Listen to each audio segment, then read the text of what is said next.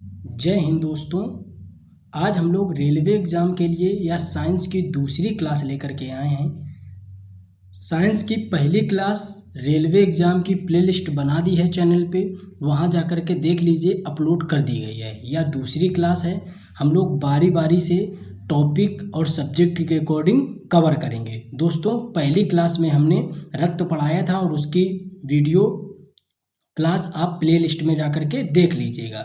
दोस्तों, रेलवे का हम लोग संपूर्ण सिलेबस यहाँ पे कवर करने वाले हैं। चैनल पे जो लोग सीरियस हैं वो लोग चैनल पे बने रहें और रेलवे एग्जाम के लिए संपूर्ण जीएस जीके का पोर्शन हम लोग टॉपिक वाइज और सब्जेक्ट वाइज अच्छे से कवर करेंगे। तो चलिए दोस्तों, आज की क्लास हम लोग शुरू करेंगे। एक नया टॉपिक है अक्री गैस। हमने एनसीईआरटी बुक से इन चीज़ों को कवर किया है।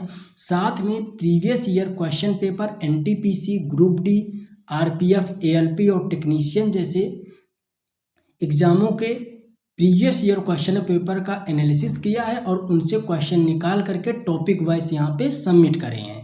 तो दोस्तों, पूरा वीडियो देखिएगा, आपके लिए काफ़ी इम्पोर्टेंट ये वीडियो है। तो चलिए दोस्तों, शुरू करते हैं आज की क्लास। उससे पहले जो लोग चैनल पे नए हैं वो प्लीज़ वो लोग चैनल को सब्सक्राइब कर दें।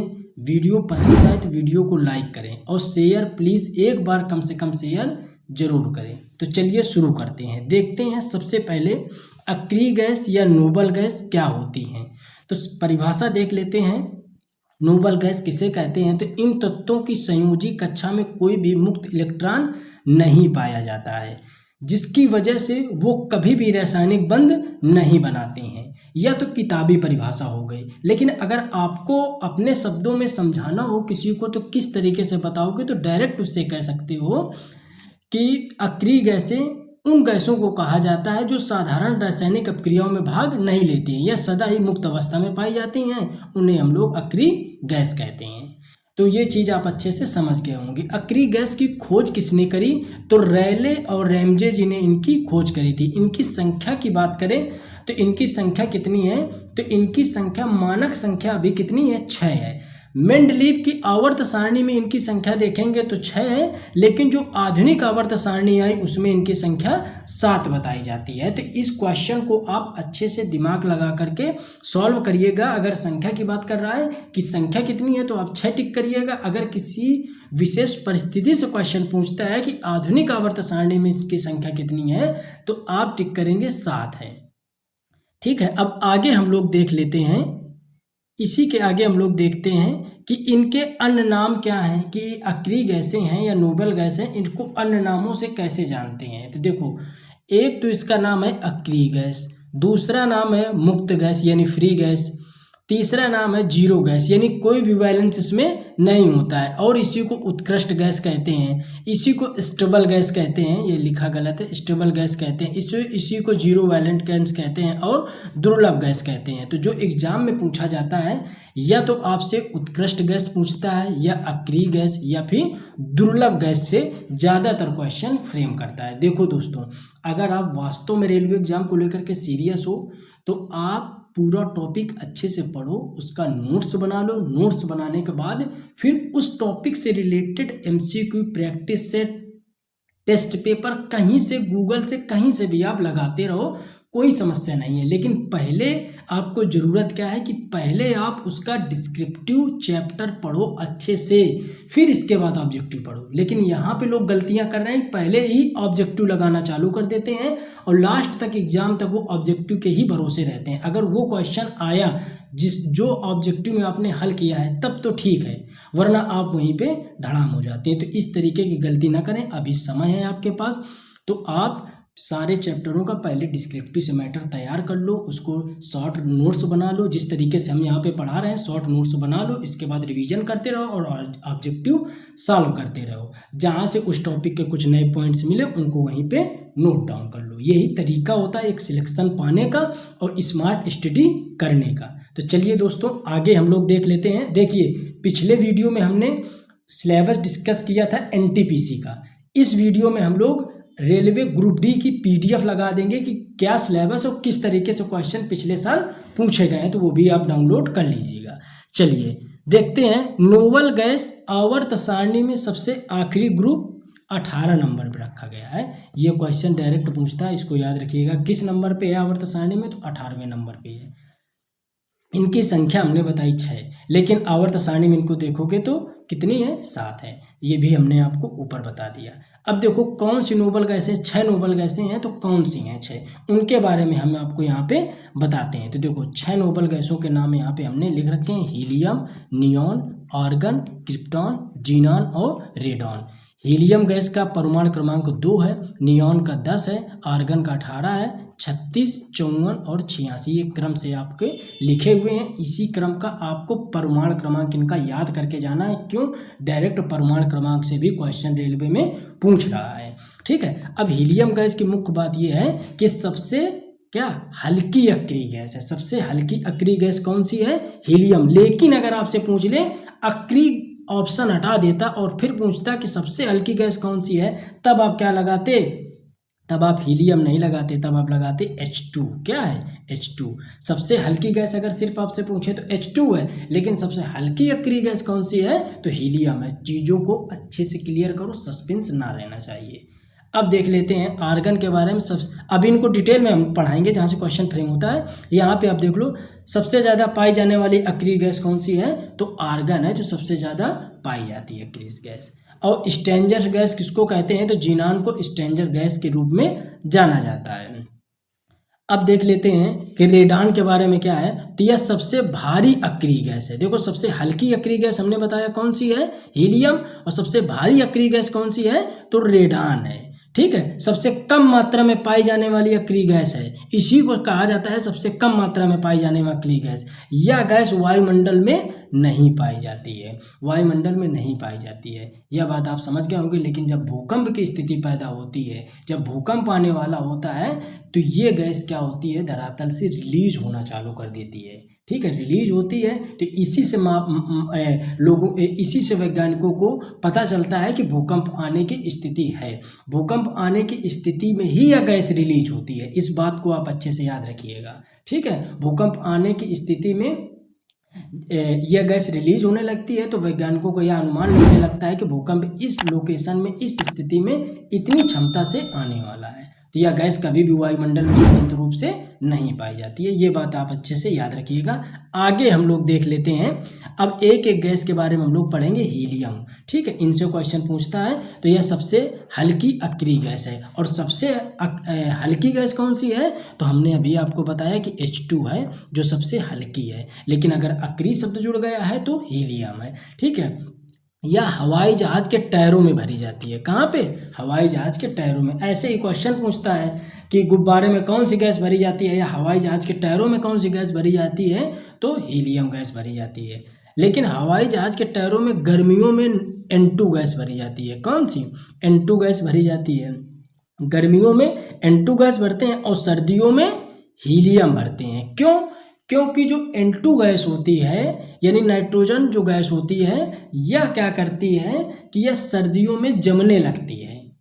सर्दियों में जमने लगती है। तो इस वजह से सर्दियों में इसका प्रयोग नहीं करते हैं हम लोग, इसका प्रयोग करते हैं गर्मियों में। ठीक है। कुछ लोगों को अभी भी सस्पेंस हो रहा होगा कि सर गलत पढ़ा रहे हैं, लेकिन ऐसा नहीं है। जो चीज़ें, जो मैटर आपको यहाँ से जो कंटेंट दे रहे हैं ऑथेंटिक है, परेशान होने की ज़रूरत नहीं है। ऑप्शन के अकॉर्डिंग आपको इसको अटैच करना है, ऑप्शन के अकॉर्डिंग आपको इसको टिकल करना है क्वेश्चन। अगर ऑप्शन में आपसे दे देता है कि वायुयान के टायरों में कौन सी गैस भरी जाती है और हीलियम ऑप्शन में नहीं है, तब हम नाइट्रोजन को टिक करेंगे। और नाइट्रोजन अगर है, हीलियम है, तो फिर आपको अगर किसी में भी आप टिक करते हैं तो उसमें नंबर है कि आपको दोनों ऑप्शन में नंबर मिलेंगे। अगर वो एक सिचुएशन बना के देता है कि सर्दियों में या गर्मियों में, तो फिर जो बताया उसके अकॉर्डिंग आपको टिक करना है। हवा वाले गुब्बारों में कौन सी गैस भरी जाती है? तो हीलियम। अज्वल गैस कौन सी है? जबकि H2 ज्वलनशील। देखो अज्वल का मतलब है जो ज्वलनशील ना हो, तो हीलियम है जो अज्वल है। इसी वजह से वायुयान के टायरों में भरी जाती है। समझ गए ना? अब देख लेते हैं, यह ऑक्सीजन सिलेंडर में भी भरी जाती है। ऑक्सीजन सिलेंडर में भरी जाती है, लेकिन उसके साथ ऑक्सीजन का भी उपयोग होता है। ऑक्सीजन का भी प्रयोग होता है। ठीक है, ऑक्सीजन उसमें 85% और 15% हीलियम गैस का यूज किया जाता है, किसमें, सिलेंडर में। अब देखो गोताखोर भी इसी का मिश्रण यूज करते हैं, गोताखोर भी इसी गैस का मिश्रण यूज करते हैं जिसमें ऑक्सीजन 85% और हीलियम 15% होती है। समझे क्यों?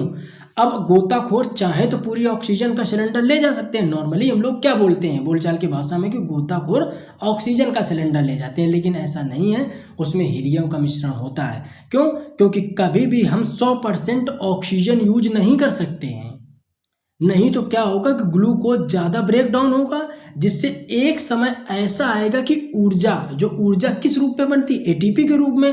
तो ऊर्जा जो बनेगी एटीपी के रूप में वह क्या होगी, कम बनना चालू हो जाएगी। इसीलिए हीलियम का उपयोग किया जाता है कि हमें पर्याप्त ऊर्जा भी मिलती रहे। तो ये बात अच्छे से आप समझ गए होंगे। चलिए आज हम लोग देख लेते हैं। दोस्तों अगर वीडियो पसंद आ रहा है तो प्लीज़ वीडियो को शेयर जरूर करिएगा दोस्तों तक। ठीक है, चलिए अब हम लोग देख लेते हैं नियान गैस के बारे में। ठीक है, नियान भी कैसी है, एक अक्रिय गैस है यानी नोबल गैस है। तो नियान गैस के बारे में हम लोग पढ़ते हैं कि नियान गैस की क्या विशेषताएं हैं। तो सबसे पहले देख लेते हैं हम लोग नियान गैस के बारे में कि ट्यूबलाइट में यह गैस भरी जाती है। किसमें?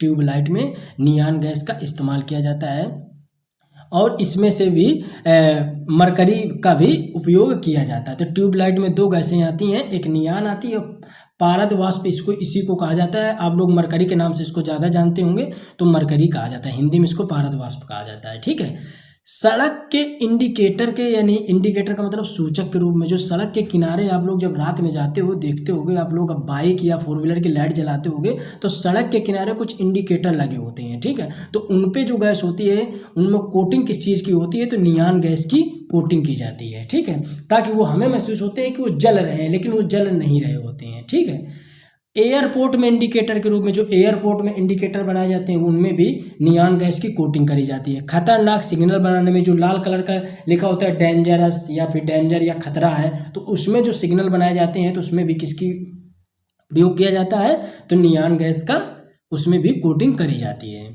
ठीक है, अब देखो विज्ञापनों में किया जाता है, जो रात में जो होल्डिंग आपको दिखती हैं चमकीली दिखाई देती हैं, तो उसमें भी इसी की कोटिंग। लाल बत्ती जो गाड़ी, जो सायरन होता है, जो गाड़ी जो पुलिस वगैरह या ऑफिसर वगैरह इस्तेमाल करते हैं, उसमें जो सायरन बजता है तो उसमें जो कोटिंग होती है किस चीज़ की होती है, तो नियान गैस की होती है।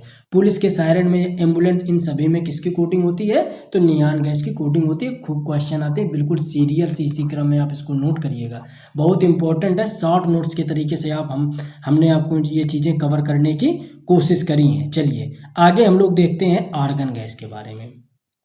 ठीक है, तो आर्गन गैस के बारे में हम लोग यहाँ पे देखते हैं कि आर्गन गैस की क्या विशेषता है और इसका उपयोग हम लोग कहाँ कहाँ पे करते हैं। तो चलिए, सबसे ज़्यादा पाई जाने वाली अक्रिय गैस कौन सी है, आर्गन है। कौन सी है, आर्गन है। लेकिन अगर रात में पूछ लें कि सबसे ज़्यादा पाई जाने वाली गैस कौन सी है, तो नाइट्रोजन है। कौन सी है, नाइट्रोजन, इसको याद रखिएगा। विद्युत बल्ब में किस गैस का प्रयोग करते हैं, तो नाइट्रोजन और आर्गन दोनों को मिलाया जाता है, किसमें, विद्युत बल्ब में। अभी हमने ऊपर आपको समझाया किसके बारे में, ट्यूबलाइट में। फर्क दोनों में देखिए, ट्यूबलाइट में होती है नियान गैस का इस्तेमाल, जबकि आर्गन का इस्तेमाल होता है विद्युत बल्ब में। तो इसको याद रखिएगा। बिल्डिंग जो किया जाता है, ठीक है, जो बिल्डिंग होती है, इलेक्ट्रॉनिक बिल्डिंग होती है, तो उसमें किस गैस का प्रयोग किया जाता है, तो देखो पहले इसमें जो बिल्डिंग में प्रयोग किया जाता था ऑक्सीजन और एसिटिलीन का उपयोग किया जाता था, लेकिन अब इसका फार्मूला बदल चुका है। अब क्या करते हैं, आर्गन और ऑक्सीजन का उपयोग किया जाता है, इसी को बोलते हैं ऑक्सी आर्गन का उपयोग किया जाता है। और पहले किया जाता था ऑक्सी एसिटिलीन का उपयोग किया जाता है, यानी ऑक्सीजन और एसिटिलीन मिलाई जाती थी। इस बात को भी आप अच्छे से समझ गए होंगे। चलिए अब देख लेते हैं हम लोग क्रिप्टान के बारे में। ठीक है, क्रिप्टान के बारे में देखते हैं। तो क्रिप्टान, इसमें मोबाइल फोटोग्राफी, कैमरे की फ्लैश लाइट में इसका उपयोग किया जाता है। किसका, क्रिप्टान। जैसे हम लोग मोबाइल से फ़ोटो खींचते हैं, फोटोग्राफी में करते हैं, जो कैमरे में फ्लैश लाइट जलती है उसमें किस गैस की कोटिंग होती है, तो क्रिप्टान गैस की होती है। इसको भी आप अच्छे से याद रखिएगा। अब देख लेते हैं जीनॉन, इसको XE से डिनोट करा जाता है। तो इसे स्ट्रेंजर गैस यानी अजनबी गैस कहते हैं। क्यों कहते हैं, तो देखो इसको अजनबी गैस इसलिए कहते हैं क्योंकि यह कुछ कंट्री में है और कुछ कंट्री में नहीं है। जैसे यह अमेरिका में गैस उपलब्ध नहीं है, लेकिन इंडिया में यह गैस है।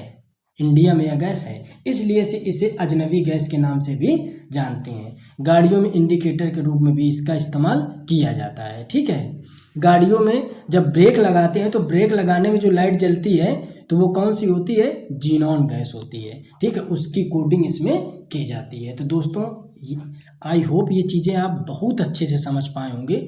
जिस तरीके से हमने शॉर्ट नोट्स बनाया है बिल्कुल आप इसी तरीके से कॉपी करिएगा।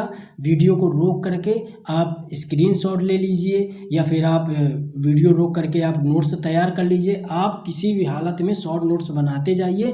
पूरा रेलवे का जो बैच है एनटीपी से एएलपी ग्रुप डी इन सब के लिए और आरपीएफ इन सब के लिए आपको संपूर्ण जीएसजी के हम यहाँ पे डिस्कस करेंगे। ठीक है, तो दोस्तों परेशान होने की ज़रूरत नहीं है। हम पेपरों का एनालिसिस करते हैं, उसी के बाद उस जिस टॉपिक से ज़्यादा क्वेश्चन आ रहे हैं उस टॉपिक को हम पहले लेकर के यहाँ पे आपके सामने आ रहे हैं ताकि आप अच्छे से चीज़ों को कवर कर सकें। देखो आप मेरे ऊपर ट्रस्ट मत करो, आप मॉडल पेपर सॉल्व करो, वहाँ से देखो कि वास्तविकता में जो चीज़ें पढ़ाई जा रही हैं उनसे हमारा काम हो पा रहा है कि नहीं हो रहा है। ठीक है, उस तरीके से आप तैयारी करो, आप अंधभक्त की तरीके से तैयारी मत करो। तो दोस्तों ये चीज़ें आपको शायद समझ में आई होंगी। अगर वीडियो अच्छा लगा है तो वीडियो को ज़्यादा से ज़्यादा शेयर करिए। जो लोग चैनल पे नए हैं वो लोग चैनल को सब्सक्राइब करें। अपने अगले वीडियो में मिलते हैं, तब तक जय हिंद जय भारत।